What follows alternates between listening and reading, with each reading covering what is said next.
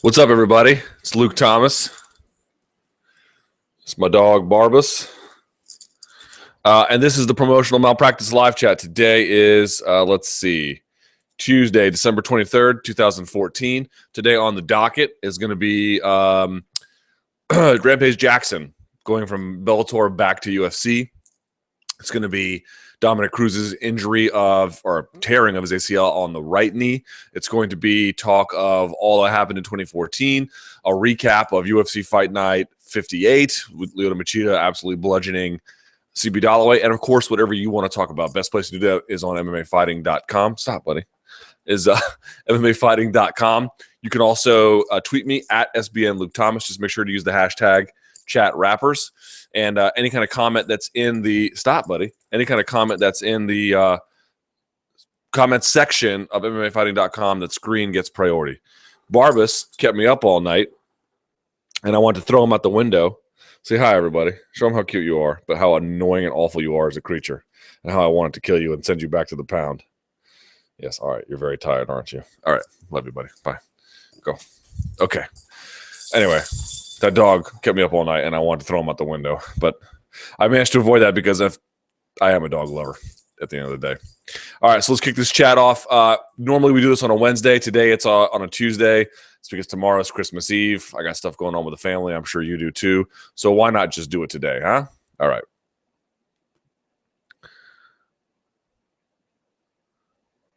So the first question is kind of a sad one. Jeez, man. Boy, you guys got off to a roaring start here. As much as I hate to imagine it, what are the chances we never see Dominick Cruz fight again? I think the chances of him not fighting again on that particular issue, on that particular level, is pretty small. I would suspect that you will see him fight again. But, listen. He's going to be out, 9 months to a full year if you include another fight camp and getting back in there. So he already lost 3. So we're talking about 4 years gone. Let me see exactly how old he is. I think he's like 27, if I'm not mistaken, maybe 28. I just want to verify. 29 now, actually. Right? So, wow, it's even worse. Okay. So his birthday is in September. He just turned 29. So he'll probably be back sometime after his birthday. He'll be 30 when he returns. He'll have lost 4 years in his 20s. I mean, we are talking about there's just so many things wrong with this picture. There's so many things that went poorly. First of all, number one, or maybe it's not your order of priority, but it's on my mind. Okay. We talk about the accomplishments he could have had. We talk about the title defenses or, the kind of in-cage accolades he could have amassed. And those are important. But to me, I just can't stop thinking about how much money he's lost. Right? Because, you can't take money with you when you die, but you can take it with you when you leave the game. And he has lost enough that he can't ever get it back. I mean, he'll make money if he continues to fight, and I think he will. But understand, he was the champion when he left, and he had it taken from him because he couldn't compete. But one assumes and based on the way he looked against Mizugaki, but one assumes that, and it's an assumption, but I don't think it's a crazy assumption. If you say, if he left as champion, he was either going to be defending his title or, in all likelihood, competing in number one contender spots if he got beat by somebody, or very high level championship caliber opponents, if not just maintaining the title the whole time. Right? That's what we're talking about here. Imagine the money he's lost. He's easily lost 7 figures. Easily. I hesitate to say 8, but my other dog's here. But maybe. Certainly 7 figures. Certainly. He's lost millions. And when you think about fighting after you're done, or rather your life after fighting, are you going to open a gym or a juicing place or something, some other sort of business you're going to invest in or start up? That kind of money is critical. And now, listen, he's been a good analyst on Fox. I've been told by other fighters in Alliance that his sponsors took care of him, and UFC took really good care of him. And I'm sure that they did. And they don't get any credit for that. So maybe it's worth saying that they should get credit for that. I'm sure the UFC has paid him enough to, maintain his bill or pay his bills and, have a little bit extra lying around to do things that he might be necessary. And that's extremely generous of them, but that's still not what he was going to be making if he was fighting on pay-per-view and getting pay-per-view points. And of course, he wasn't a big star, but if he had been the co-main on an event where there was a big one, he would have gotten a lot of money. He would have gotten a lot. He's lost millions. And I'm sure he can make money if he returns, but he's going to return when he's 30. It's just, it's horrible. It's a nightmare. It's a total nightmare. I have genuine heartfelt sorrow for Dominick Cruz, a guy so smart, so capable, so ready of doing things. He's like a likable, like legitimately talented RG3. Because someone was bringing this up, RG3 tore his ACL in that game against Seattle in 2012 that he should have been in, and he was never the same afterwards. Now Cruz came back and just molly-whopped Mizugaki, but that's sort of my point. Like, he's actually a legitimately talented guy, but he's had so much of his career derailed from injury. And I just begin to think, like, forget the belts and the media interviews and when he was going to headline, and all that's very important. We're talking about real life and death matters here, about having a retirement, not a retirement per se, but something to take you into the next stage of your life. And that has been taken from him. It's horrible. It's absolutely horrible. I do think he'll come back. I do think he'll fight again. But we're talking about a portion of the game that has been lost. It's almost as if he went to jail. You know what I mean? That's what it feels like. It's just a portion of the game. You cannot get that time back. And I even hate saying those words, but it's just the way life works. Life is so incredibly unfair. That job is insanely difficult. And when the two meet, it is hard to stomach. It is super hard to stomach. So listen, I do think he'll fight again, but let's talk about the reality here. Torn groin, 2 ACL repairs on one knee, and now one on the other. He relies on a lot of movement. He relies on a lot of explosive darting in and out. He relies on cutting angles. He relies on timing. He relies on reflexes. And those are reflexes he uses in a game of skill, about knowing when an opponent's going to do things, making them do certain things by what you do. So, he has all the craft that he needs and the smarts that he needs, but your body still has to perform up to a certain level. And he looked good against Mizugaki, no doubt, but we didn't see it over the long haul. We didn't know how he was going to look, 3 rounds in, 4 rounds in, 5 rounds in. And, all indications are that he probably could have been up to the task, but now another year on the other leg, it's horrifying. The only thing I would say, though, and I don't want to, act in a scolding or accusatory way, but we often talk about what's happened to Cruz as a function of luck. It's a lack of serendipity. Man, you got to ask the hard question here. If he has a torn groin, if he has these 2 injuries on one knee and now on the other knee, and this has all happened in the span of roughly 4 years, 3 years really, or 4, whatever. Is he doing it to himself? I mean, guys get injured and bad things happen. You can slip on them. Someone just mops a floor, you can slip. Okay, fine. Training can go the wrong way. You get heel hooked, or someone just slips and falls on you and you twist an ankle, or you get sick and you get staph infection. All kinds of things can go wrong. Like if you go to the hospital to get treated for something, I need to get stitches. And they stitch you up and you get MRSA at a hospital, which, by the way, is not that hard to happen. Okay, that's just getting unlucky. But if you tear an ACL and then you re-tear it and then you tear your groin and then you tear your other ACL, you have to take a moment to reflect, to wonder whether or not it's something you're doing. Certainly he might be injury prone in that way. And, he mentioned that he was under a certain kind of specified training regimen, well within what doctors recommended or trainers and other physical therapists had probably recommended for him as the acceptable limit. And maybe he was staying within it, but maybe they were all wrong too. I don't know. It's hard to say exactly. I just would say this. It's hard for me to accept the idea that all those injuries can happen to one person in that short a time span, and it to be just like Murphy's Law or bad, coincidence. To me, there's some measure, I think, I hate to say it, some measure of culpability there. I don't mean to pin blame on him. I'm sure he's in a desperate spot and in a horrible spot. I don't say this to be accusatory or like, take a look in the mirror, Dominick Cruz. I'm not saying that at all. But what I am saying is if we're trying to identify some kind of underlying culprit here, some kind of unifying theme, is a little bit of this self-inflicted, even if unintentional, and I'm doing what the doctor tells me. Maybe the doctors hoard you. Maybe the doctors gave you bad info. In that case, it would be, a lack of serendipity. But in any case, I just mean to say it's just awful. There's just so many things about it that are awful that you can say about it that are awful. It's just the worst. All right.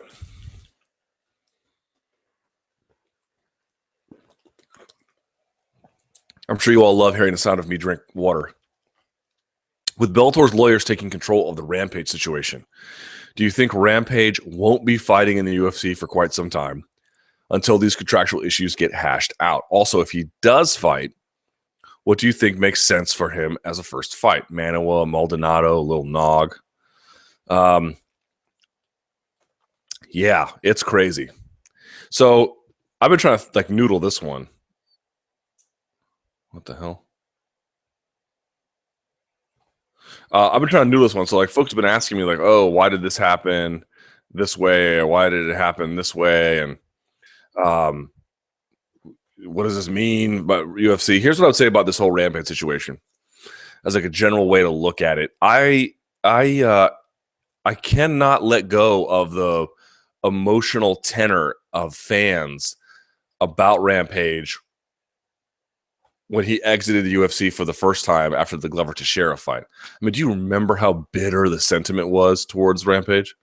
It was substantial, fairly or not. I'm not here to say, it was the most fair thing I've ever heard in my life, but I just had it was palpable how upset they were with Rampage, right?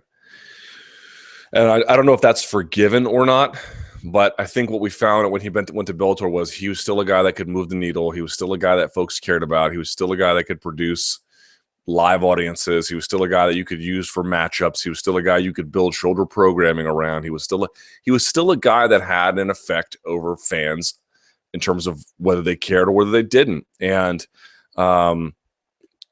if you accept that idea, and then you further accept the fact that Bellator was able to draw, nearly, not quite, but nearly 2.5 million people with Stephan Bonner and Tito Ortiz in a headlining bout where one dude was pulling a mask off another dude as the buildup, and you're like, that got 2+ million. I mean, Lyoto Machida just, bulldozed the internal organs of CB Dollaway, and that didn't even crack 1 million on Fox Sports 1, right? That's what we're talking about here. And they did 2.2, 2.3 or something like that. I can't remember the exact numbers now. Maybe even up to 2.4 in terms of their peak after DVR with Tito Ortiz and Stephan Bonner. The lessons to take away from that are the following. One, Rampage being signed by the UFC hurts Bellator more than it helps UFC. Number two, it does, however, still help the UFC. If you think about it logically, they have 45 shows next year. They're going to need headliners or co-main events or just people on a main card that get people to show up and can deliver in terms of an engagement, viewer engagement, live attendance engagement. Number three, the masters division of MMA is a real thing when you pit them up against other masters. So, for example, look at Metamoris on one of the shows that they had. Now, it wasn't the headlining one, and I still think Rampage might serve in a headlining capacity. But look at they did they did Salo Ribeiro versus Comprido. Right? It was legend versus legend. And the bout was kind of interesting. A lot of grip fighting. I know folks may have not liked that, but I think for anybody who's trained at least a little bit, they don't mind the grip fighting. And a lot of the other things were great. Some of the interesting sweeps they were attempting. And there's a lot that went on that was kind of interesting. And I think folks, if you had matched up Comprido versus Buchecha or, Salo Ribeiro versus Rodolfo Vieira, it's not as interesting because the outcome is sort of going to lean toward the younger, more talented, newer, fangled guy. But a Masters division has value, and therefore Rampage versus Shogun has value, and Rampage versus a set of other veterans that may be aging but still of some benefit has value. That you can't exclusively give him that, but Rampage versus Dan Henderson again, Rampage versus Rashad Evans again, Rampage versus Shogun. These are all things you can do. You can build shows around this, or at least have it in a co-feature. And, Rampage is not going to fight much longer. So maybe he fights, 4, 5, 6 more times at most. I can't imagine he does 6 more fight camps. That sounds kind of crazy to me. That still has value. Fourth takeaway I would have on this one. Spike TV is the home of mixed martial arts. And yes, I'm certainly biased in this regard. 2012, you all know, for about 6 months, I was part of a TV show on the channel. So take my opinion for what it is worth. But it just seems to me, if you can put on Lyoto Machida, who is unequivocally one of the best fighters ever in mixed martial arts, and that's a fact, certainly one of the better fighters today at middleweight, and he can just bludgeon CB Dollaway in the way that he did, and can only not even crack 1 million viewers on a sports network, smaller sports network, that's fine. Doesn't have the same reach and the same visibility and the same viewership, but you have a much better product ostensibly, even if it is in Brazil. And that isn't even doing half of what Tito Ortiz versus Stephan Bonner is doing on Spike TV. That is the home of mixed martial arts. It's a better channel for it. It's a bigger channel, and it's one with an established sort of history and shared relationship with the MMA audience. There's still an affinity there. There's still this feeling of familiarity when you put on.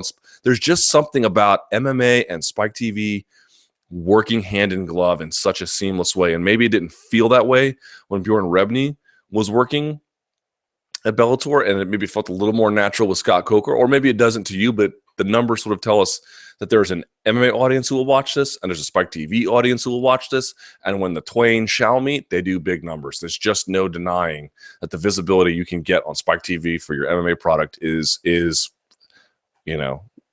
beyond parallel. I mean, that 2.2 million, 2.3 or 2.4, whatever it was for Tito Ortiz versus Stephan Bonner, that's only slightly less than what they did for UFC on Fox.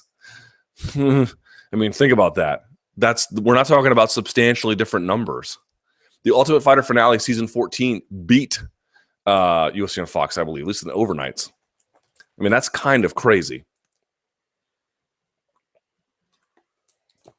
Fifth takeaway. Imagine some of the possibilities here. Maybe they go and they outright beat Bellator in this issue and Viacom, and they get Rampage and they use them as they want. Or maybe they don't. Maybe they can't get Rampage, and this is a gambit to just make sure that at least if they can't have him, well, no one can have him. That means Bellator can't use him because he's tied up in courts. That could be, I don't see that as the likeliest possibility, but if I'm just sort of noodling potential things that they're working on, that seems to be a possibility. Folks have asked, to what extent does this relate to the lawsuit? And it's really hard to say. It's hard to understand. Trying to get involved in contractual squabbling in the middle of a lawsuit about anti-competitive practices doesn't seem like the best time to do it, but maybe there's some kind of thing where they want to get Bellator into a lawsuit to show that their might is substantial, that they would lose this battle, and that if Bellator wins, it shows that they are, look how powerful can we be? We can't even sign this guy whose contract is over. This proves that we are no monopoly. Perhaps that's the gamble as well. Again, I don't know how likely these scenarios are, and as I articulate them, they don't feel very likely, but we can't discount them at the outset. And the last thing I'd say, though, is in UFC's defense about all this, they've always been really good about, at least from the outside looking in, about not messing with people's contracts. About if you have a deal with someone and the terms are clear and specified, UFC won't go near you. They won't touch you. They won't do anything. They'll barely even talk about you in many cases. Others not, but you get the idea. They've never been one to meddle in another person's contract. If they are doing that here, that seems very uncharacteristic. Not saying they are or they aren't. Again, I would know who's seen Rampage's contract besides Viacom and UFC lawyers. Nobody. But it's bizarre. It's bizarre. They've never been known to do this in the way it's being presented. They're usually on the other end of this. And this time they're on the end they're usually not. And I don't know what that means. But I can just imagine Viacom's lawyers are not to be trifled with. So who's going to win? Nobody knows. I have no concept of what's going to happen here. But this is one you should watch because it's going to play itself out pretty quickly, which is to say, if Rampage isn't going to fight, you're going to know that. You're going to know that. And he's going to be stuck in limbo for a while. Or either they're going to win pretty quickly and you're going to see Rampage with UFC gloves on staring across Shogun on some Fight Night or Fox card, or maybe even pay-per-view. Gracie debuted yesterday at Real FC1 and won via armbar at 3 minutes and 5 seconds. I don't even think the fight was that long. Oh, right. Well, about 2 minutes in length. Did you see the fight? How far do you think he can take his MMA career? Yeah, I did see it. I'll say this. He uses so he pulls guard, actually, which is just bizarre. But he pulls guard. Actually, it's not that bizarre if you think about it. But anyway, he pulls guard, full guard. And then does what we call a high full guard, where you're still in full guard, but he's got sort of one leg around your hip and one leg kind of over the shoulder.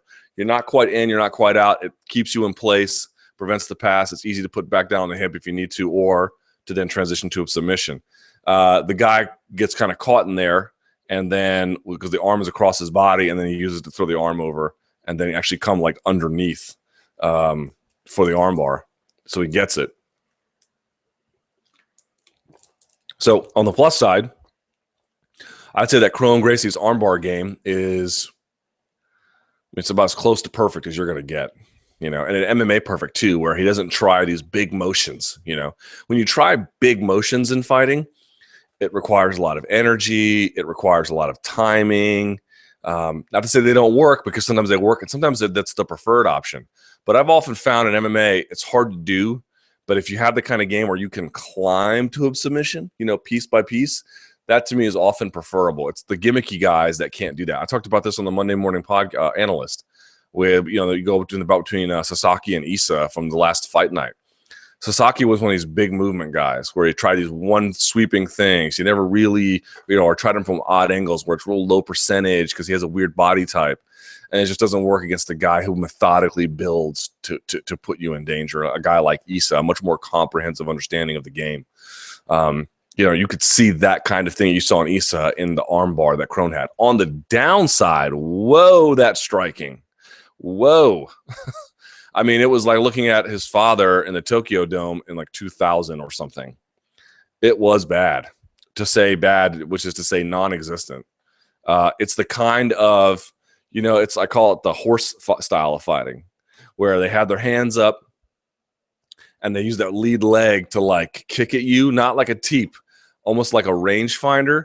And then as the weirdest penetration step ever, where they push on your front leg with their leg, not a teep. It's not what that is. And then they use it, they pick it up, and then they dive into you to close the distance, kind of just cover their face. And they may eat a shot or 7 on the way in. But it's just to close the distance. And once they get around you, then they do their thing.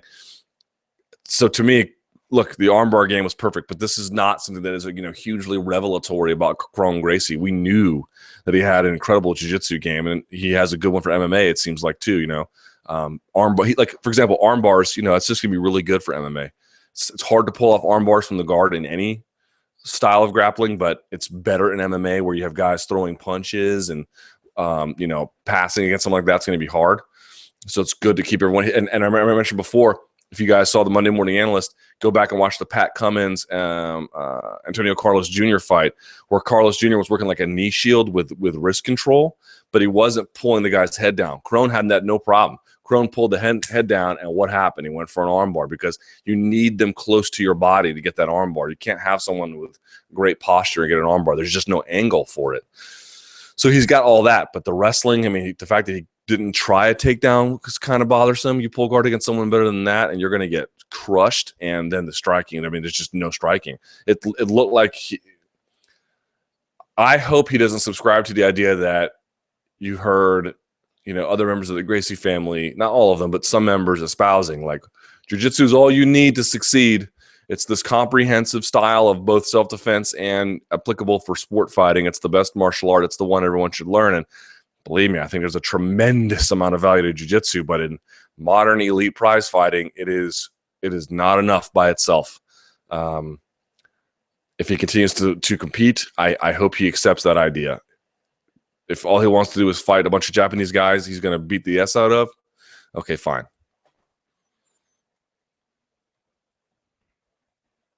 Our man, MJC Flip the Script, who works for Fight Metric, laced us with some information, which I'll read here about the year in review. This is awesome information. Events and finishes. Ready? Here we go.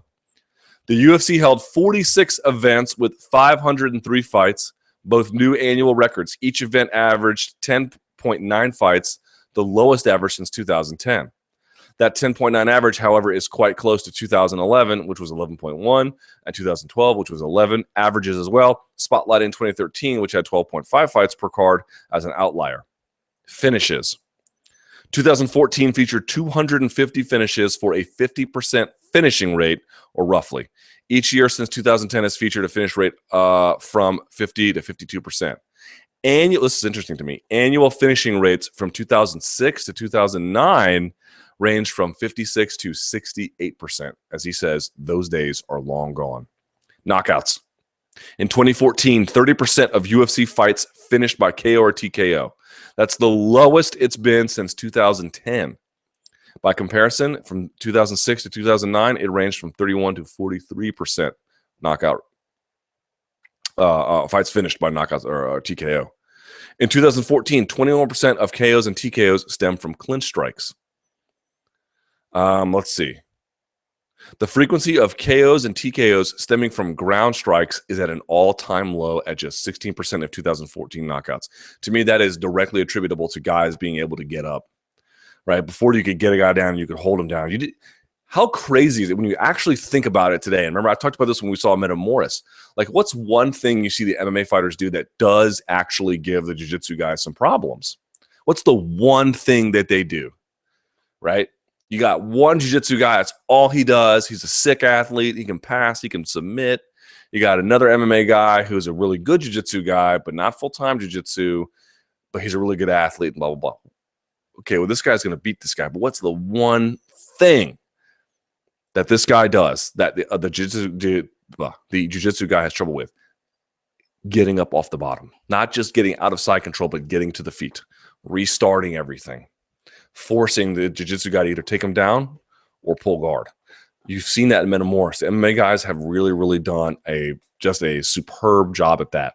It's really something I'd like to see jiu-jitsu guys add to their arsenal. I mean, they have very little incentive to do it, but it's striking to me how different that is. It used to be the case in MMA, you could take a guy down, not even pass guard, and you could just break him from there. Those days are long gone, over and out. I mean, yeah, Royston Wee can sit in someone's half guard forever on a UFC Singapore show on Fight Pass, but anybody good? No.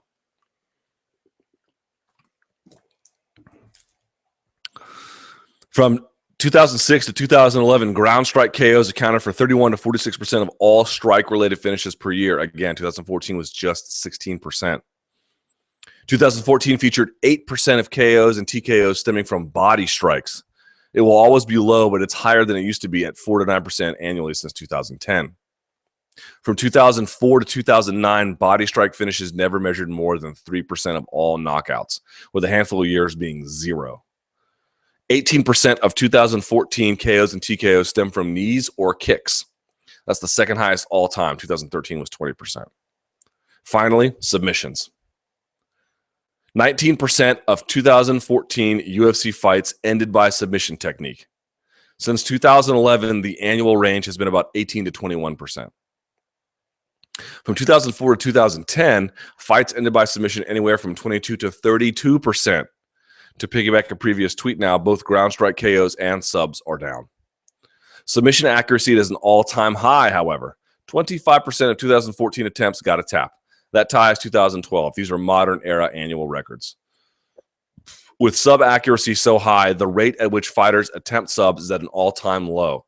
Just at 0.78 attempts per fight gone down since 2010. And then last but not least, from 2000 to 2011, the average UFC fight featured at least one or more submission attempts, right? At least one or more. Since 2002, 0.802, 2013, 0.8, 2014, 0.78. It's declining little, but incrementally, year by year. And thank you for those stats, buddy. I really appreciate that. It's really helpful. Great question. Luke Rockhold versus Lyoto Machida in a 5-round fight. Who would you take and why? Man, that is like such a fun fight. Such a fun fight. You know, I don't know. Boy, that's really tough, you know. I could see Luke Rockhold, the more patient one that we saw against Michael Bisping, using range, backing up Machida. We all know that Chris Weidman, it's hard to say that Chris Weidman wrote the blueprint on how to beat Machida because I think the weight cut affected him and he couldn't apply the continuous pressure. But in a vacuum, I think what Chris Weidman did was not so much show how to beat Lyoto Machida, but so much as how to win a round against Lyoto Machida. Like, how do you get through this 5 minutes and take a 10-9 decision or 10-9 on a judge's scorecard? Well, you know, go back and watch and forward footwork and against the fence and the certain kind of hand combinations he was using and mixing it up, all those things, right? And then, of course, mixing and takedown attempts here and there. I mean, they didn't go very far, but at least kept them thinking. You get the idea. I think that Luke Rockhold can commit to that. I do. But on the other hand, I can also see Luke Rockhold getting caught with some kind of, I don't know, how do I say this exactly?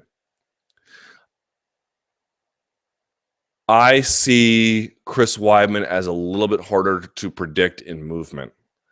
And I see Luke Rockhold as slightly, again, not easy, relative to Chris Weidman, slightly easier to predict in movement. And so I wonder if that might give Machida just the sort of opening to steal a round, to take 2 or 3 rounds. Because in the end, there were some competitive moments in that bout with Weidman and Machida, but the end was not really in doubt when it finished, and nor should it have been. With Rockhold, it's like slightly closer. It's such an intriguing match. Such an intriguing match. So if you think Rockhold can do it, you can put together a good case, especially the one we saw against Michael Bisping. That was so, I mean, just such it was a technician's performance, you know. Everything was clean the whole way through, from the strategy to the execution to the individual techniques to their timing to their value to their lethality to their creativeness to their, I mean, when he needed to stick to the game plan, he did. And when he needed to improvise, he did. And when he needed to find the right kind of finishing opportunity, he did. You know, he just had everything was going for him.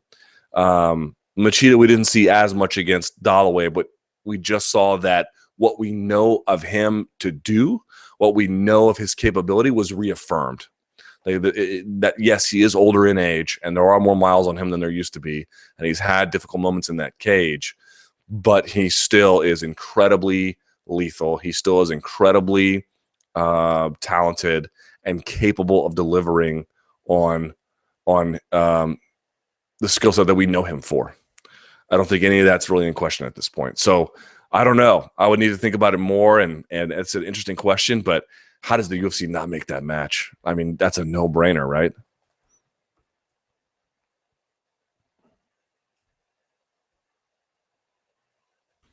You think Rampage will do good in the UFC? No, I don't. I thought he lost to Mo Lawal, barely, but I thought he lost him. I mean, listen, I don't think he'll do poorly, but if you're asking, like, who is he going to beat, ask yourself, has your opinion after the Teixeira fight really changed? Because I can tell you, I was at the Rampage versus Beltran fight. I was at the Rampage versus Lawal fight. I was not at the Rampage versus Mpumbu fight. Okay? But since the Glover Teixeira fight against Lawal, against Beltran and Mpumbu, what did you see that has made you change your opinion in terms of the positive? Right? What has changed? Nothing. I still think that Rampage has really excellent takedown defense. I think if he can get double underhooks, he might have the best, I won't say the best takedown defense in the game, but he used to. You go back to the Kevin Randleman fight. If he can get both double underhooks in, you're not getting him down. It's just not happening for you, Jack. He's so strong there. So strong. I think he still has, packs a hard punch. I think he is still probably physically very strong, but He's older now. I don't think he has the same kind of speed. His physique has sort of, he's still very, very strong. Don't get me wrong, but there was a certain chiseled nature to it that has since declined. And I don't want to read too much into that, except to say that, you know, a lot of the creativity from his game is not where it used to be. I don't think you see the slams like we did, or you know, he just sort of is like he's good at what he's good at: takedown defense, kind of kickboxing from the outside a little bit, but really boxing on the inside, and that's where he excels. A little bit boxing on the outside too, I suppose, but there's not much more. So you ask yourself, against as bad as light heavyweight might be, do you favor him in a rematch with Ryan Bader? Because I don't.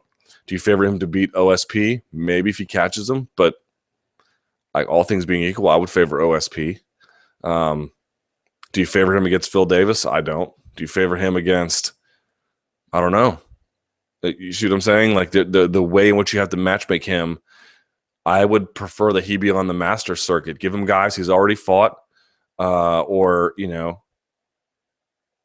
has some kind of master's history with. A Rashad Evans, Shogun, something like that. The three I mentioned before, or have him, you know, fight someone at heavyweight, something like that, and you can get some value out of it. But if you're expecting him to beat contenders, like young contenders, I don't know what's changed since the Teixeira fight that would make you think that. I could be wrong. I don't know. I don't think he's a bad fighter by any stretch. I just think he is where he is, you know. You're not going to be able to fight like you were at 25 forever. It's not an insult. It's just the way life goes. And I think he's still capable of beating some guys. But I just have a hard time seeing him beating guys who are training more, training consistently, not in the middle of contractual demands, not at the end of their career, not sick of promoters. And he has every right to be sick of promoters. If you're a Rampage, why wouldn't you be? Everyone's like, oh, Rampage is so bitter about promoters. Aren't you the same fan that says all promoters are like shady and shisty and awful? You, John Q, MMA fan, how many times do you talk about, you know, in a colloquial way, how awful, or proverbial way, how awful promoters are? Well, why isn't Rampage allowed to be tired of them? You know what I mean? I'm not even verifying all of his claims or backing them or saying that there's merit necessarily, but I just find it weird when I'm like reading fans being like, oh, that's just shady MMA promoters. Okay, well, you know, Rampage has fought for a number of different promoters. Is he not allowed to have, even if it's not even shadiness, is he not allowed to have disagreements with promoters? You know, oh, Rampage has got a bad attitude. Yeah, well, you know, maybe he's got a good reason to have a bad attitude. I've interviewed Rampage a lot of times, man, and like the only times he's been difficult to deal with is when he was weight cutting. If he's not weight cutting, I've never done business with the guy, but he's it's not just that he's affable, it's that you know, he's an independent, free spirit kind of guy, and I can see how that would run headlong into corporate promotional interest. That he complains about it is, you know, they say there's some sort of like character flaw. It's not a character flaw. He has every right to complain about promoters. You know, promoters are not out for his well-being. Promoters are out for his services. Only he is out for his well-being, and sometimes the two overlap, and sometimes they don't. And I don't know what Bjorn Rebney told him, and I don't know what Viacom told him, and I don't know what UFC has told him before and now. I have no idea. But this idea that like fighters being upset with promoters continuously, especially in their grumpy later stages of their career, is some sort of character flaw to me is just absurd. Rashad Evans versus Glover Teixeira, who wins and how? I don't know, you know. Part of me feels like Rashad might be able to get the takedown as he consistently applies it, not at first, but later in the match. If he's still got speed, he can get in and out.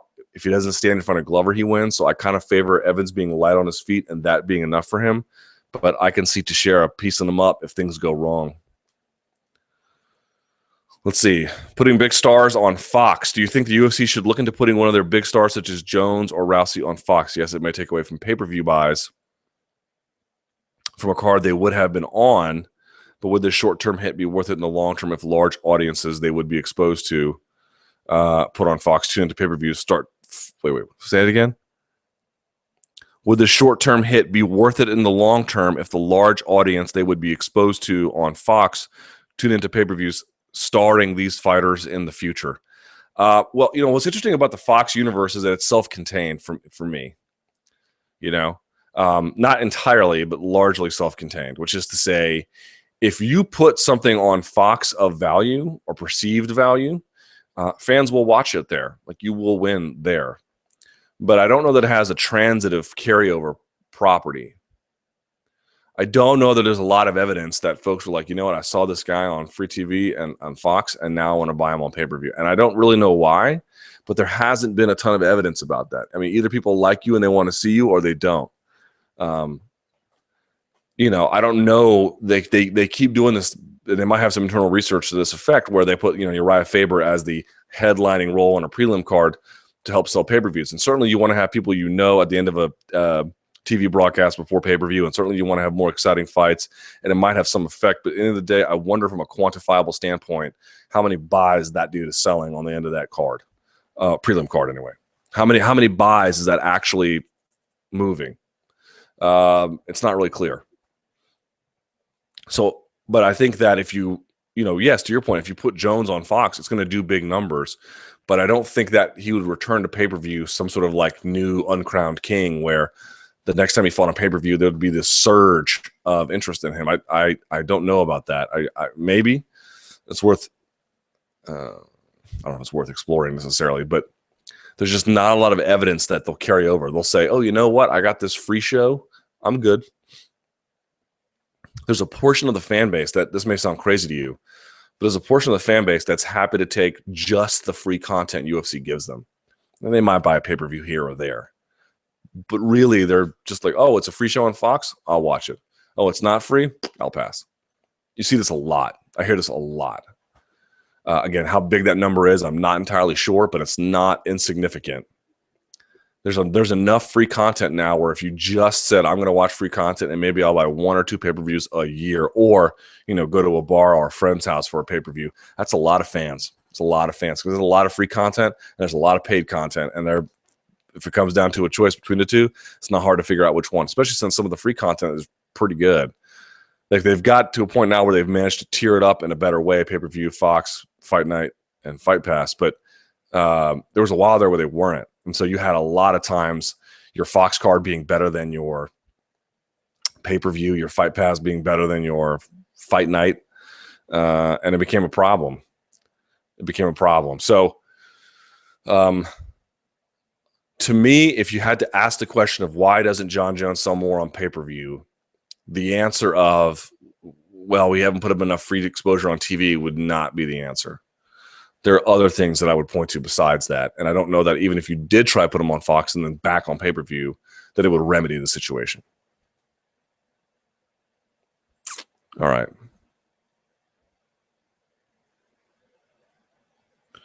Let's see.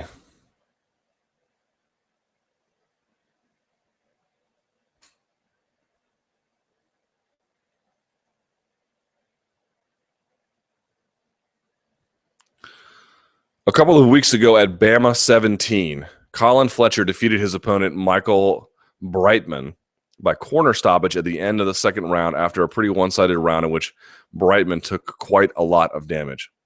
Frank Trigg, who was on commentary, talked about how he totally agreed with his corner's decision and then proceeded to talk about how he would like to see more of this in MMA, as he feels too often fighters are taking unnecessary damage because fighters' corners are unable to put the fighter's safety first and admit they are not going to win the fight. What are your thoughts on corner stoppages in MMA, and are they something that you would like to see more of? I mean, it's impossible to not say you don't want to see more of those. You see mercy stoppages in boxing far more often. Like, one of the dangerous elements of MMA is its unpredictability. Now, that unpredictability is good for fans because you zig when you're supposed to zag, and boom, you get a head kick, right? And we all go, oh my God, that was incredible. And it is incredible. And you love all that. And it makes MMA partly what it is. I mean, I don't think you can completely divorce that from it. That's MMA's appeal in many ways. Not entirely, obviously, but it's a big component. And yet, that is the very thing that keeps us from having a more merciful approach to the game. Hell, you even see this in jiu-jitsu. I mentioned at the last World Championships, I think it was Paulo Miao or João Miao, beat some poor schlub 27-4. Like, I mean, crushed him. The guy was just getting his back taken and leg dragged to death. I mean, he was avoiding submissions, but like this was insane. This was insane. Okay. And somebody, I was like, you know what? Jiu-jitsu needs tech fall rules. I don't know what the tech fall point differential needs to be. For example, at Grapple at the Garden on those Team Henzo Gracie versus who was the other team? Whatever. Damasio Page got 10 points taken up on him by Sean Bunch. Match over, dog. You just got tech falled. Sorry. You give up 10 points. That's it. That's it for you. 10 unanswered points in that case. And wrestling seems to be quite okay with it. Now you can pin in wrestling, and there's only one. I mean, there's not one way to pin, but there's one kind of pin, right? It's just the shoulder blades on the mat. There's all different kinds of submission. There's chokes. There's arms. There's even back cranks. There's leg locks. You get the idea. So there's this idea that because there's this, all these possibilities in the submission game, well, you never know if a guy can pull it out. No, there shouldn't be tech fall rules. Bull S. Like just to make it a more spectator friendly thing, you need tech points in jiu-jitsu, tech fall points in jiu-jitsu. What is it? I don't know, 15-0. Dude, if someone runs up 15 points on you in a jiu-jitsu match, you are getting thrashed. And if you catch him with a Darce late, F you got lucky. Sorry, man. I can't imagine having someone put up 15 points. I mean, you're just getting mounted and your back taken over and over and over again. Anyway, you see that bleed over into fight sports. You never know. They can catch him in a submission. You never know. All it takes is one punch, and so you just leave this person out there to get chewed by the piranhas of the game. It's not, what do you want to call it? Unethical, terrible, awful. It's macabre. It's lugubrious. It's all kinds of things. But the point being is, it really has no place. At some point, you have to sort of decide that in boxing, sure, you see more mercy stoppages because there's less a chance of something crazy happening. It's a much more defined universe. Yeah, you can take a bad punch in boxing, but you just don't see that kind of chaotic swing or chaotic moment that you do in mixed martial arts, and that affects the culture of mercy stoppages. But we've got to do a better job of just being like, dude, this is not your day. Like the Emily Kagan, Angela Hill fight. I mean, that fight went way too long. Way too long. I mean, Angela Hill wasn't stopping her because she hadn't quite polished her finishing technique, but Jesus, she was just laying a beating on her. And for what? Because there's a 0.000001% chance a wayward uppercut might stop Hill in the process, or she might somehow dive on a leg and catch an ankle lock or something. I mean, this is an insane. This is just being unable to properly assess someone's chances of reasonableness, basically. This is just somebody looking at this and being like, it's like, you know what it reminds me of? It reminds me of Jim Carrey from Dumb and Dumber being like, what's the chance of a girl like you and a guy like, or no, a girl like me and a guy like you, getting together? And what's her name? Lauren Holly goes, basically there isn't one. And Jim Carrey goes, so you're telling me there's a chance? That's what this is. That's exactly what this is. And I knew it. I love that movie. But you get the idea. That's the level of risk assessment we have going on here, and it's bleeding over into people's ability to compete, which is just bizarre.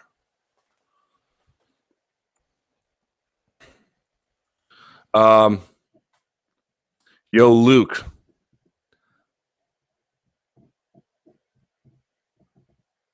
Now that 2014 is over, what 5 bold predictions? You're asking for hot takes? Or are you going to make that will happen in 2015, whether it'll be someone losing their belt or outside the octagon, such as more court cases between fighters and companies on issue involving the Reebok deal, unsettling fighters? That's not in the top 15, basing how the ranking isn't done fairly. 5 bold predictions. Number 1, let's see, Bellator will beat UFC in ratings. I won't say consistently, but enough times where it makes things uncomfortable. That's 1. 2, Rampage never fights. That's a bold. I have no idea if that's true. It's just a bold prediction. You're asking for hot takes, you're going to get them. Let's see. 3. It seems like Monster Energy Drink is about to sign a deal with UFC. And the question is, will fighters get a penny of that? I will say I have no idea, but I'll say no. There's your bold prediction. 4. Buchecha fights in MMA in 2015. Oh my God, bold prediction. And number 5, CM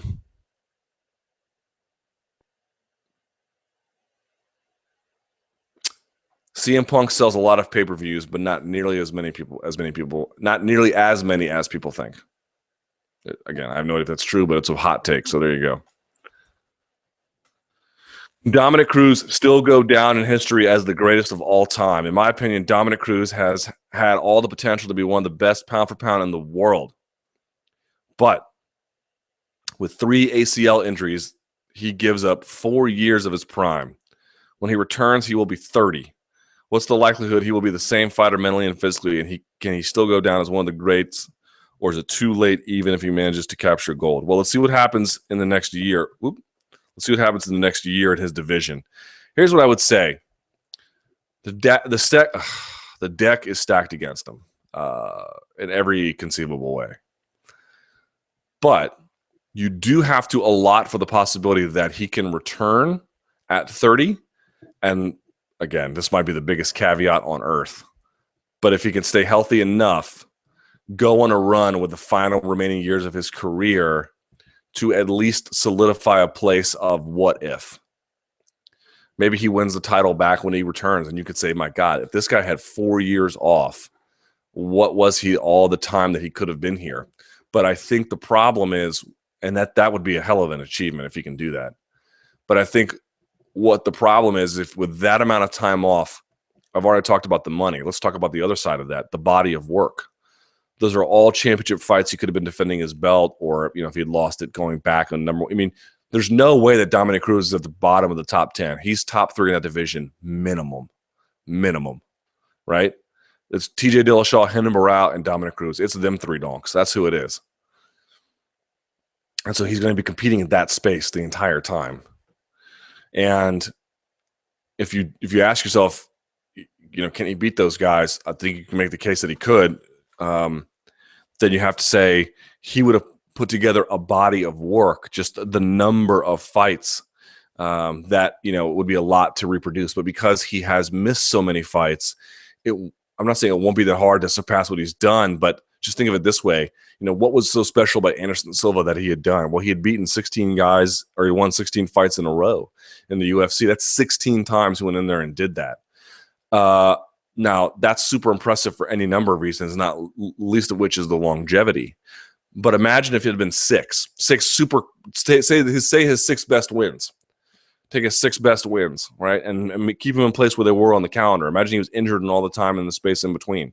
You would say those 6 wins are impressive, but it's just 6. Once you get to 7, once you get to 8, once you get to 9, once you get to 10, it's kind of hard to look back on those 6 and be like, okay, listen, those 6 are amazing. Like, those are amazing. And sure, if he had stayed healthy, what more could he? Maybe he could have gone to 16, right? So that you could say something like that. But if it's just 6, you're just like, this is a manageable number for another elite fighter to beat. And so that is the issue I have in being like, even if he goes on a run, and maybe he goes on a run that blows all of our expectations out of the water. I don't know. But that is where I'd have the hesitancy, because you need a body of work to look back on. You need volumes of achievement, contours of achievement, different ways to slice and dice and examine why is this so special? What happened here that was of the most consequence? And you lack that because you've been unable to simply get in there. Like that Mizugaki win, like nobody beats Mizugaki like that, but now he's lost another year. That's sort of what I'm talking about here. That Mizugaki win was incredible by itself. One of those every other year, one of those every 4 years. Somebody can come along with less exciting wins and better resume. This is how the rules works.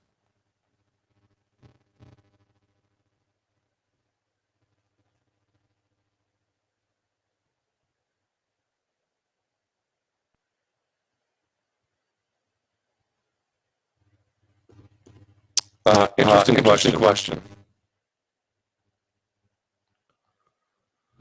I know it is still early into his tenure at Bellator. We can't fully judge how he was doing until later next year, early 2016. But Scott Coker really giving fans better cards than they were before he took over.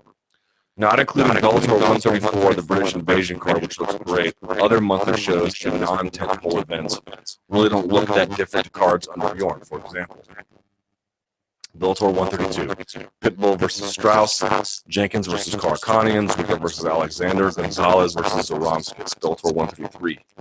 Manhoff versus Shlemenko. That's a fun fight. I mean, it's a weird fight, but it's a fun fight. Curran versus Weichel. Bud versus Nogueira. And Honeycutt versus McFarlane. Do you agree that these monthly, supposedly bigger shows aren't actually much different to the weekly shows that we were getting under Bjorn? I would agree that they're different in a number of ways, or else I would disagree that they are different. Number one, now, to your point, listen, the roster didn't just switch automatically. Like when they brought in Scott Coker, they didn't bring in 50 new fighters. So you're still dealing with a lot of the same permutations that are available to you to begin with. But I think if you think these are the same kind of main cards you got, you just weren't watching Bellator week after week. I mean, there were cards on these Bellator shows, these like bantamweight quarterfinals and whatnot, where it was just stuff of utter insignificance. Now, there were pieces of what you're talking about, your Zwickers and your Alexanders, your Currans and your Weichels and things like that. Well, that's Curran. That's not quite so fair. Your Manhoff and your Shlemenko. I mean, Shlemenko was a champion, but you get the idea. Where, a lot of that still has the same kind of Bellator feel to it, and it should, because they can't just magically update their roster. But one, there was way more filler before. Two, if they had a good fight on paper, it was because of accident by virtue of the tournament, not something the tournament actually facilitated and aided. Number three, this will get a different feel because it will have time in between. Part of what was happening to those Bellator shows was week after week after week after week after week, like, doing 12 weeks in a row or something like that. This had this effect of white noise. These cards aren't substantially better, but they are tweaked slightly. Manhoff versus Shlemenko was a tweak. Chris Honeycutt, finally getting promoted to a major show and getting the kind of exposure he needs. I did an interview with Chris Honeycutt right when he finished his Edinburgh wrestling career. And I think he's been at the Throne base camp since then. We've got women now with Julia Budd coming back. Curran facing Weichel. Weichel was a tournament winner. Curran needs to get back on track after the whole team takedown debacle. Karakanian, a former World Series of Fighting champion, now facing Bubba Jenkins, so that he's graduated through. So my point being is, one, the space in between them gives them a little bit extra life. Two, the roster can't change overnight. Three, I think some of the tweaks and the permutations are better, right? You're just getting a slightly different feel. There's just a hint of spice on it now that there just wasn't before. They're not substantively different, but let's wait and see what the tentpole events are like. And I do think that on Friday nights when these Bellator shows are on, they're going to do better because they had more time to be promoted. They'll be appreciated better because they are slightly better. And I think by the time 2015 is over, you just won't have this feel of like, well, that was just like the last season of Bellator. I don't think it'll be like that at all.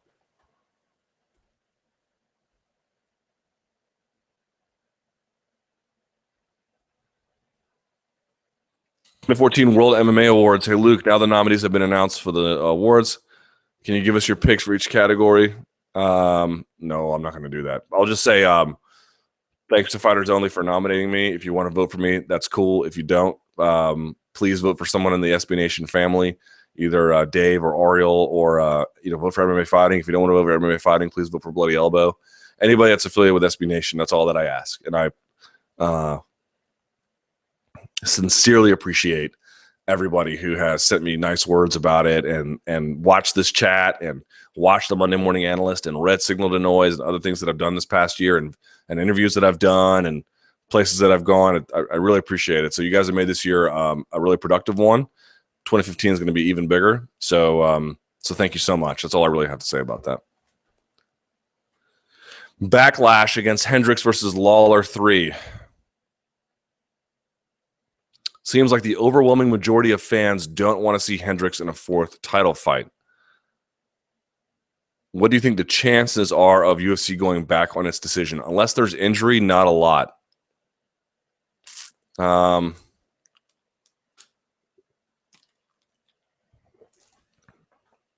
just don't see a lot of opportunity for change there. Rory's interesting. Certainly on a meritorious level, you can see why they would A, would promise it to him to begin with, and B, why fans would be upset when it was taken away. But in a year where a profit is down 40% and they're literally signing professional wrestlers with no fight experience whatsoever, the fact that they're having another trilogy fight between these two seems to me the least offensive thing that they're doing, and frankly quite understandable. Let's see. Pay-per-views in 2015. How many buys would you see the next couple of pay-per-views getting? Jones, Cormier, Silva, Diaz, Weidman, Belfort. And how many buys do you think the following pay-per-views could get if they were happening in 2015? First of all, I don't know. I see Jones, Cormier around 600,000 or 700,000. I don't see it much above that. Silva, Diaz happens in the same month, but much later in the month, maybe closer to 5 or 6. Weidman, Belfort between 4 and 5. So you ask Lawler, Hendricks 3, probably closer to 375 to 4, about what the last one did.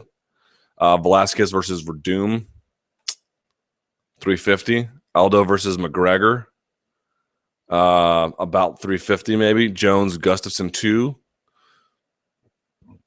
above 4. And Rousey versus Cyborg, I don't know. That might be able to clear close to 700,000, 800,000.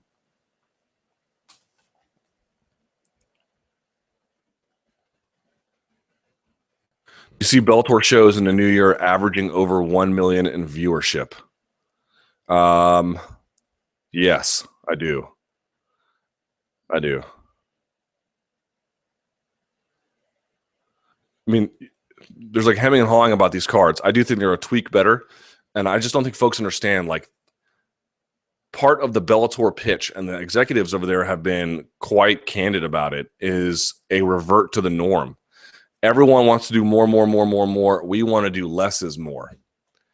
And I just think that's how the fight game is built. I just don't think you can reinvent the wheel like that. And you can tell me I'm wrong. That's fine.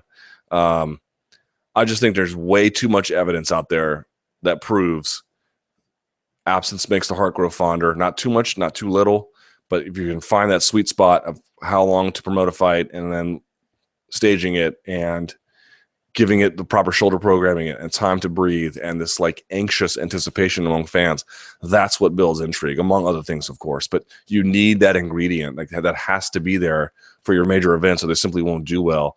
And they clearly, subscribe to this belief. I think that for no reason alone, other than that, it'll do well. And remember, under the Bjorn Rebney era, they were peaking, at least when guys like Chuck Congo was on the cards.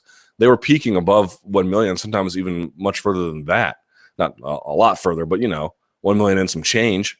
They're putting guys on these cards that are familiar to Bellator fans, B, to larger MMA audiences, and C, that would be the right kind of thing for Spike TV. They're giving it time to be promoted, and they're going to have a different way of presenting it to audiences.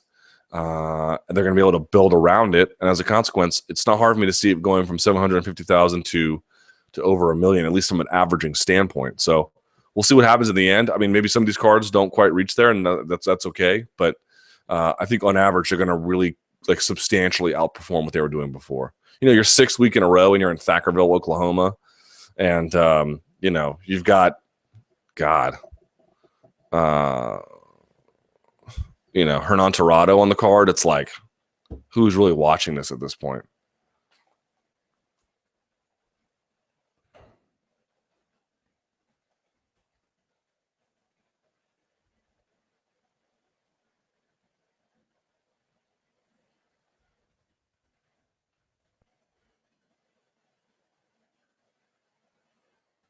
If you could pick one of the following super fights to see in 2015, which would you pick? Also, who do you see winning each of these fights? Okay, so Jones versus Kane, light heavyweight champ versus heavyweight champ for heavyweight title. That might be up there. Weidman versus, I would pick Kane to win. Weidman versus Jones, middleweight champ versus light heavyweight champ for the title. That's a tougher fight. I could see Weidman winning that. I picked Jones, but that's a much tougher fight. GSP versus Anderson at 185 pounds. I would pick Anderson. Pettis versus Aldo, featherweight champ versus lightweight champ for lightweight title. I would pick Pettis. I'd pick Pettis. Before I wasn't sure. I definitely pick Pettis now. TJ versus Mighty Mouse, bantamweight champ versus flyweight champ for the bantamweight title. I would still pick Mighty Mouse. Dude can fight. Brock Fedor. Oof.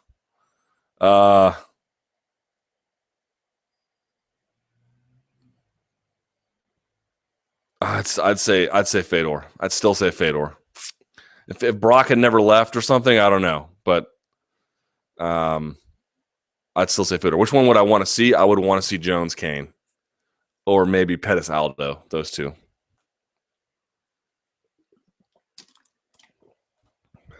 Sorry, I'm thirsty.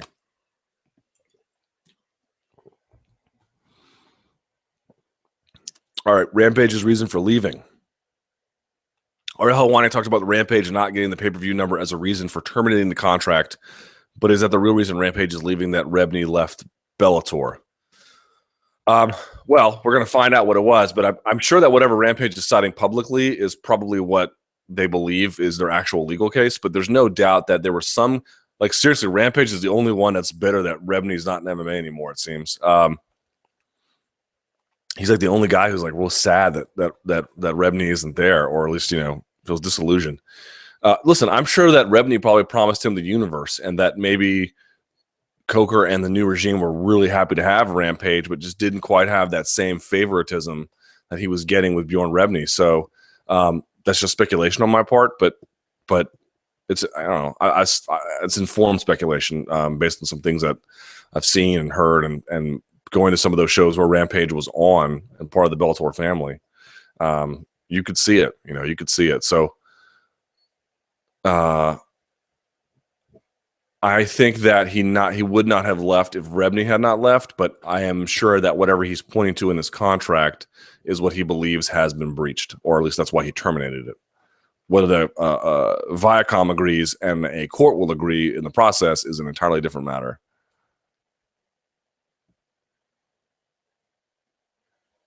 Luke, have you ever been hit with a body shot to the liver? Yes. Do you know some of the mechanics of the liver shot, why it hurts so much? I believe the whole thing is covered in a series of nerve endings. And so when you hit it, it has this paralyzing effect. I got hit in one, I got dropped, but it wasn't that hard, and it hurt real bad for about, an hour or so. But it wasn't overly all that bad. Someone says here, for starters, it's the largest organ in the abdomen, so it's a big target. More problematic is that the liver actually extends slightly below the rib cage, so it isn't fully protected. And worst of all, the lining holding the liver is filled with a crazy amount of nerve endings, there you go, that are directly connected to the nervous system. A shot to the liver really disrupts your blood pressure instantaneously, and unfortunately, there's nothing you can do about it. You can be the baddest dude on the planet, but the human body is still the human body. Great response. TJ Dillashaw versus Uriah Faber over TJ versus Renan Barão 2. Yeah, like, what do you do now at that weight class? It's such a mess. It's such a mess now at bantamweight. I suspect that in a year where, again, money was down and injury is still a problem, and you have all these different things you're trying to work out, I think TJ Dillashaw versus Faber is probably going to be the way they try to go here. Renan Barão, I thought that people saying Renan Barão didn't look good against Mitch Gagnon are kind of wrong. I didn't see the fight live, and so I went and checked it after the fact, and I thought he was just facing a guy who was, shorter but quicker and much more active on the draw, trying to launch offense. Not that Barão looked bad, but Barão dropped him in the first and finished him in the third. This is hardly the performance of somebody who sucks. But more to the point, Faber versus Dillashaw in Sacramento. I mean, this would do big numbers, all things, considered. The belt stays a team alpha male. Friend versus friend. Teammate versus teammate. Alliances within Sacramento. It would be a lot. It would do a lot. It would be an interesting storyline that you could sell to the greater masses. Versus Barão again. Not that that's not a fight of meritorious value, but it has no other narrative involved. It has nothing that'll suck you in short of the fight itself. I'm happy to take either, but I can see why UFC would say, well, this is a juicier angle. This is material that we can use for greater financial success here. So that's probably the direction that they'll go. Let me just say something though that this reminds me all of, and it's the Dominick Cruz thing here. Still, like, this is, we're even talking about this One, because there were these rumors and theoreticals posited all of the last year, but now it's more real because there's just not a lot of options at bantamweight. Like, what are you going to do? Assunção is out now, as we also know. So Cruz is out, Assunção is out. Barao is back, but he got crushed before fighting Gagnon against Dillashaw. Faber is, he beat Rivera, but what was that all about? Dillashaw had to fight Joe Soto. So there's just not a lot of opportunity there. You got to make, lemonade out of lemons. But the point I want to get across is, and I mentioned this on Twitter yesterday, like, UFC comes out and is like, here's our calendar for 2015. And they should have, man. It's cool, Let folks know what weeks you want. I mean, it's better than nothing. I have no problem with that. Who would? But, I mean, we got to have an honest conversation with ourselves here, guys. Part of my reservation. I mean, listen, why is UFC doing 45 shows next year? I'm not getting into an oversaturation debate. I'm just telling you. Like, why are they doing 45 shows next year? Because they have to at this point. They could probably trim a couple of shows here or there, but basically to meet all the contractual demands that they have for Fox, for pay-per-view, and for their international partners from a live event standpoint and from a content standpoint, say to fill up UFC Network, the UFC, sort of the Latin American channel, they need content. They need fresh content. Not going to happen magically. That's why they need all these shows. To me, that doesn't absolve them of the argument of that they're still doing too much to their product, but it's neither here nor there. For the time being, they're in this, okay? Right. But the problem is 45 shows is a lot of shows. And what happened in 2014 that made running the 45, 46 shows they did this year so problematic? Injuries. Guys, nothing has changed. Nothing. There's nothing different going on. Which is to say, we have this feeling like 2012 was a down year, 2013 was a great year. 2014 was a down year. Well, we must be heading into a peak year. Folks, I hope we're headed into the greatest year in mixed martial arts history. And maybe we are. Maybe this is me just being a nervous Nelly. And that's fine. I'm happy to listen, I am all too happy to be wrong here. Believe me. But at some point, you have to ask yourself, when the calendar goes from the 31st of December to the 1st of January, what changes in terms of what guys are doing to themselves to get injured? Nothing. Nothing changes. Whatever they're doing now, they are in all likelihood going to keep doing.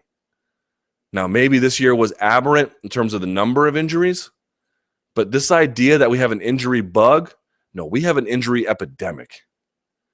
This injury bug has been around since what? 2011? We're bordering on the fourth year of a bug? No, we are bordering on the fourth year of a paradigm shift. Unless somebody does something. This is where we're at today. It's a problem. This is why I'm like, you're really going to run 45 shows? Really? I mean, I guess if you have to, you have to. Okay, fine. That's the business you're in. That's okay. I mean, I'm no one cares what I think anyway. It's fine. But how are you going to do all that when there's no handle on this injury problem at all? We haven't even gotten into 2015, and the 2015 calendar has already been affected by Dominick Cruz and Rafael Assunção. Not in a calamitous way, but not in a good way. And they are just the beginning. So folks need to understand this. That this idea that, well, everything just works cyclically, believe me, I hope that it does. But I'm struggling to understand what the mechanics of that cyclical movement would be. Why would the injuries all of a sudden, January 1st, just slow down to a trickle? Why? I don't see why they would. I hope that they do. I hope not a single guy gets injured next year. But this is a sport, at least after the fact, with a 100% injury rate. So, we can thinking through these matchups, like, well, what would be better, Dillashaw versus Faber or Dillashaw versus Barao? These are important conversations to have. I'm not diminishing them. But the real thing to consider here is, well, wait a second. Why are we talking about this? We're talking about this because we are still dealing with injuries that are having a critically negative impact on the sport. And what is changing by the time the calendar rolls to 2015 that makes us think this is going to slow down or stop? And I have yet to hear anything. Now, you may have mentioned that you may know that Dana White mentioned that they were going to have this injury rehab clinic in their Las Vegas offices, the new Zoof offices. Okay, cool. Let's see what happens there. But that will slow down things, worldwide, or even in a real way, even domestically. God, I hope so. But until we see some evidence of that, we need to be prepared for this to continue.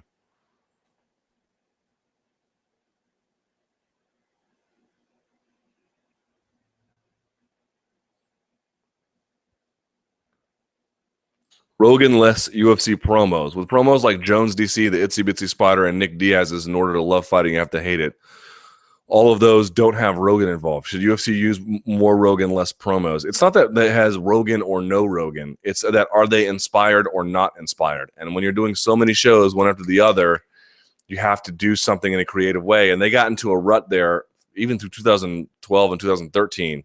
Remember that one event they had where it was like boom, boom, boom, boom, a bang, bang, bang, bang, and they were putting onomatopoeia on the screen.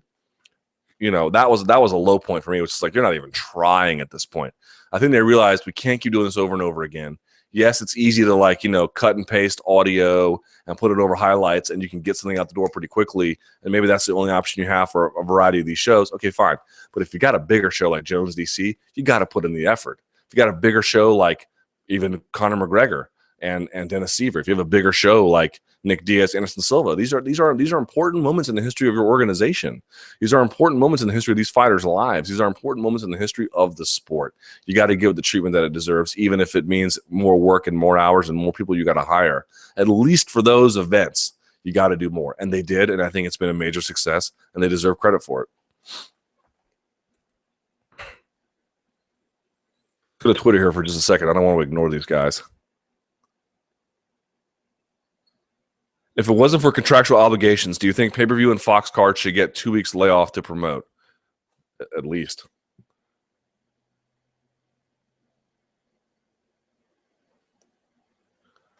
Luke, how well do you think Poirier will do at 155? I think he will do about as well as he did at 145. Is there anywhere I have to eat while in DC? Yes. You should go to DC Noodles. You should go to Granville Moores. You should go to Impala. You should go to God, where's the place I'd love to go eat? Meridian Pint.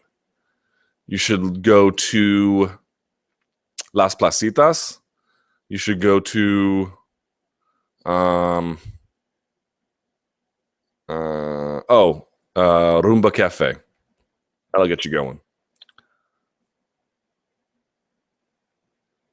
Do you think the newest injury will force Cruz into retirement? No. You know, if Fedor's negotiation with the UFC included lifetime likeness clauses, I would be shocked if they gave that away to UFC. They may have tried, but I don't think in the end that was the stumbling block, if that's what you're asking. Someone says, first time actually watching the chat live. Thank you for joining me. I appreciate it.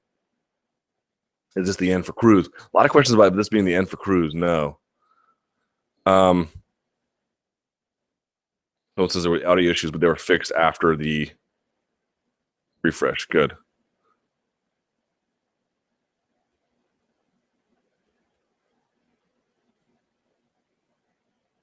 You like Bulgarian bags or kettlebells for grappling strength training? Any other suggestions besides gi pull-ups? I definitely prefer kettlebells. I also just prefer body weight exercises, to be perfectly honest. What non-main event or title fight are you looking forward to the most in 2015? What non-main event or title fight? The return of Khabib Nurmagomedov, if it's not a title fight. If they give him like Gil Melendez, or if they give him, I don't know, the winner of Cerrone versus Jury, even Cerrone versus Jury. That Khabib Nurmagomedov, that's the guy you got to be watching next year. You got to see what he's up to. Because if anyone's going to challenge Pettis, it's going to be that kid. Nate Diaz, fine. Two-part question. Do you know what Nate Diaz was fined an additional $10,000 for? Yes, for not doing a media obligation. In fights such as Mayweather Marquez or fairly recently Canelo versus Angulo, the top-tier fighter missed weight. Instead of losing 20% of the purse, they negotiated a penalty. Could the same be done in MMA? It could be, but it's unlikely. That's much more of a boxing tradition thing.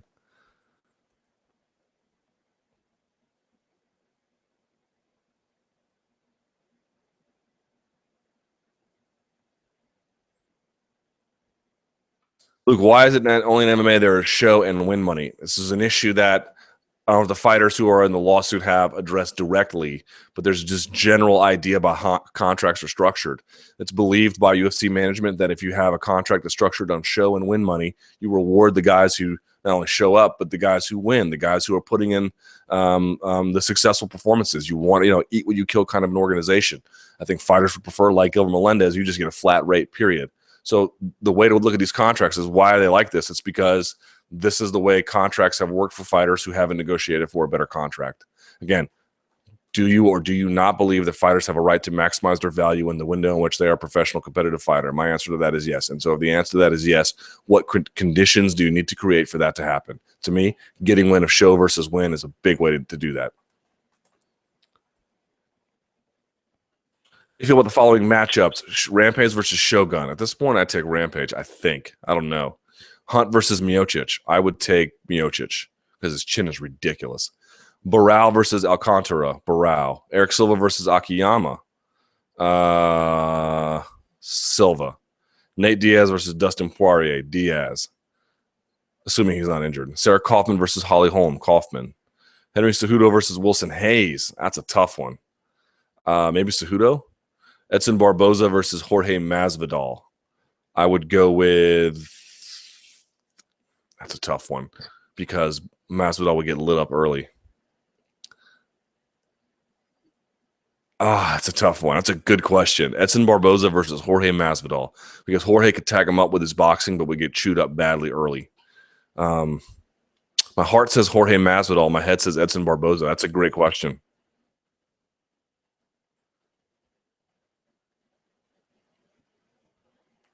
Year one of Fight Pass. Great question. How do you rate Fight Pass after 1 year? Do you see its future potentially being more or less bright after using it for 1 year? Let me say something about Fight Pass, because I was an early critic of it, and I was thinking about this just on my own the other day. You know what about Fight Pass? And I will be honest about Fight Pass. I like it. I like Fight Pass. I enjoy using it.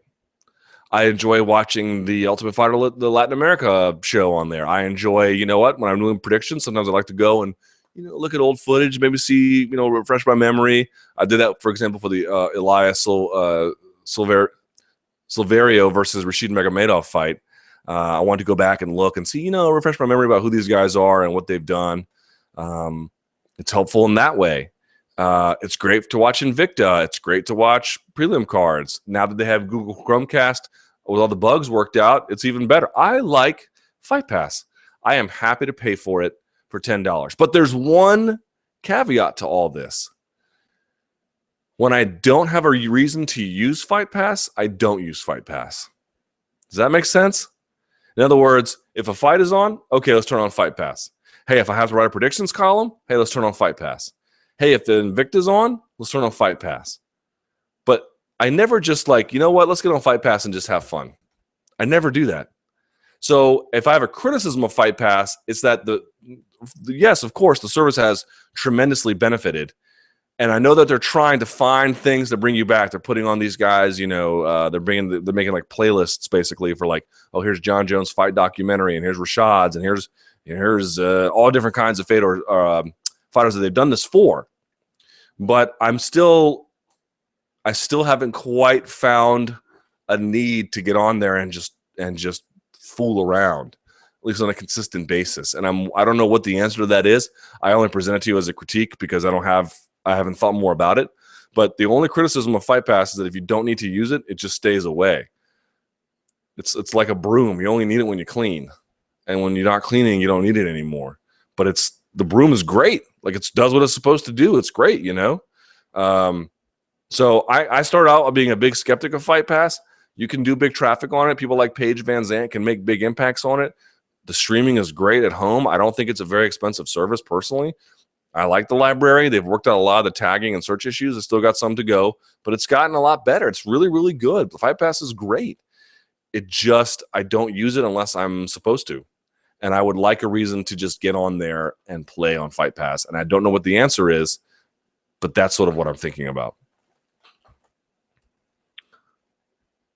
You have to pick one. Would you rather have an hour-long talk with CM Punk versus the Green Power Ranger, or an hour-long talk with Sensei Seagal's contributions to MMA? Seagal by far. All right. Rate the skills, and then we'll do this and we'll get out of here. Rate the skills of Jones and Cormier. So we're all hopeful that this amazing fight happens between these two greats. This is one of the greatest fights that currently can be made, and these two greats are such a wonderful matchup. Okay, yes. Rate the following skills for Jones and Cormier on a scale of 1 to 10, with 10 being the best. Then who would you say would win in that fight? Okay, overall fighter IQ, for sure, John Jones. I'm not going to give you numbers, but I'll tell you who's got better ones. Overall fighter IQ, John Jones. Stand-up striking, John Jones. Stand-up defense, probably Jones. Stand-up striking power, probably Cormier. Takedown offense, Cormier. Takedown defense, Cormier. Overall wrestling ability, Cormier. Overall jiu-jitsu technicality, Jones. Submission offense, Jones. Submission defense, probably a wash. Ground and pound, I'm going to say Jones, but that is debatable. Ability to finish a fight, Jones. Ability to maintain in a 5-round fight, close but Jones.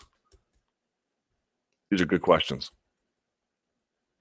Luke, Bellator will be sold or abandoned by Viacom by the end of 2015. Agree or disagree? Could not disagree more. But this is what they ask. Viacom is a broadcaster, not a fight promoter. The broadcast schedule for 2015 is being scaled way back to once a month. There really won't be enough fight cards to showcase the top fighters while bringing along the prospects.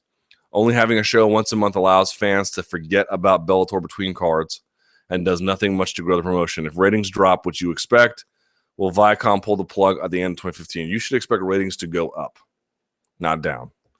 And moreover, they're not taking on guys they can't get fights to. And if they do, then we should note that and murder them for it. But I don't think that's going to happen. I think what you're going to find is that ratings go up. The question is not will they go up or they go down. They will go up. The question is, do they go up enough to make things profitable? That is the key. Because I don't think at the new way Bellator does business, they're going to make much money, at least not in the short term. So that's the issue. Not are they just going to spiral out of control and into the depths of despair. No, they're going to make money. Or they're going to make ratings anyway. The question is, are they going to make money? Are they going to make enough money to make it all worth it? That's what you're looking for. And nothing more and nothing less. I will answer the rest of these questions on text. I'll get in here and mill around. I appreciate everyone watching. I'll probably do one more of these before the end of the new year because I was an idiot and thinking this was the end of 2014, but whatever the case may be. Thank you for everyone who voted for me on the World MMA Awards. Thank you to Fighters Only for nominating me. Go vote if you haven't. Again, just vote for anybody SB Nation. That's all I ask. And email me at luke.thomas@sbnation.com. You can also get at me on Twitter at SBNLukeThomas. Sorry I had to change up the place and the time of the chat, but I wanted to give you at least the chat on this Christmas weekend. Guys, everybody, do not drink and drive. If you got to go drink, call a cab, sleep in the car, in the back seat, not with the keys in the ignition because you can still go to jail for that. Hell, sleep in the trunk if you have to. Well, don't sleep in the trunk, but you get the idea. Do not drink and drive. Don't text and drive. Be safe this holiday. If you're going to get hammered because you're drinking a Hurricane, which is strong enough to start an engine, man, please do not get behind the wheel of a car. That's all that I ask because I want you to come back here, and I need you for these chats, and that's what makes this all worthwhile, right? I will see you guys next week. Merry Christmas, Happy Hanukkah, Happy Kwanzaa, whatever you celebrate. Stay safe, and of course, stay frosty.